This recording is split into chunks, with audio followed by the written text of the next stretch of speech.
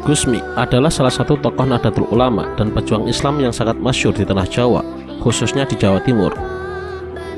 Beliau memiliki ikatan darah yang kuat dengan berbagai tokoh Islam Nusantara dan merupakan seorang waliullah dengan dialektika kultur pesantren tradisional yang cukup nyentrik karena kegemarannya dakwah di tempat-tempat yang tidak pada biasanya, yaitu di kafe-kafe karaoke malam, ganggang pelacuran, dan warung-warung tempat manusia kurang beruntung, serta kebiasaan-kebiasaan beliau yang nyeleneh dan unik. Gus Mi memiliki abstraksi kultural tersendiri dalam memanjakan pengikutnya. Selain memiliki kelebihan dari manusia pada umumnya dan terkadang berperilaku layaknya orang gila, yaitu tergila-gila kepada Allah, kecakapan spiritualnya telah membawa dan membimbingnya mengerti hierarki abstrak yang tersembunyi dalam hidup dengan merasakan problematika masyarakat di masanya.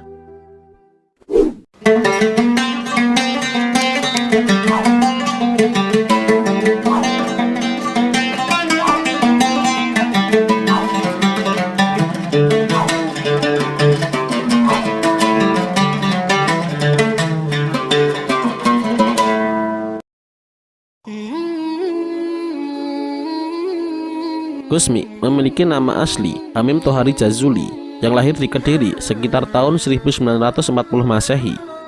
Gus Mi lahir dan besar di lingkungan pondok pesantren dari pasangan Kiai Haji Jazuli Usman dengan Nyai Rodiah yang merupakan putra ketiga dari 6 bersaudara. Ayahnya, Kiai Haji Ahmad Jazuli Usman, adalah tokoh intelektual pesantren kontemporer dan sesepuh Nahdlatul Ulama, khususnya regional Kediri, sekaligus merupakan pendiri pondok pesantren Al-Falah Ploso Kediri yang termasyhur sebagai pesantren besar berpengaruh dan berkontribusi besar dalam mencetak kader-kader Islam di Nusantara.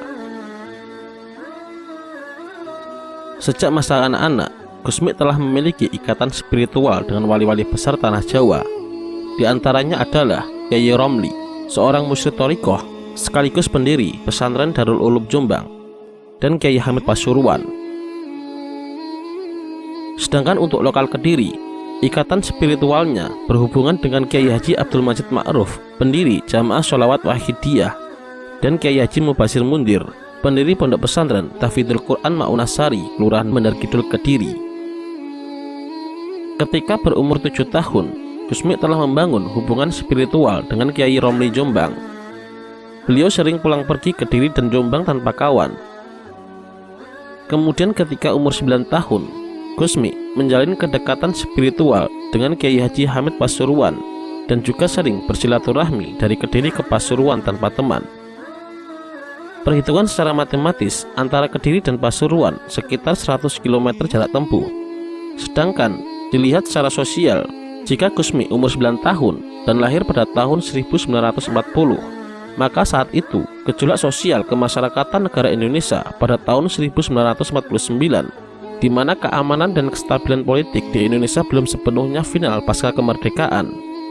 Di masa itu pula, kendaraan belum seramai saat ini. Indikasinya, betapa perjuangan Gus Mi untuk menemui waliullah Kyai Haji Hamid Pasuruan sangatlah tinggi. Terbukti dengan semboyan di kalangan santri Gus Mi, di mana ada Gus Mi, pasti di situ ada waliullah, baik wali Allah yang masih hidup ataupun petilasan waliullah.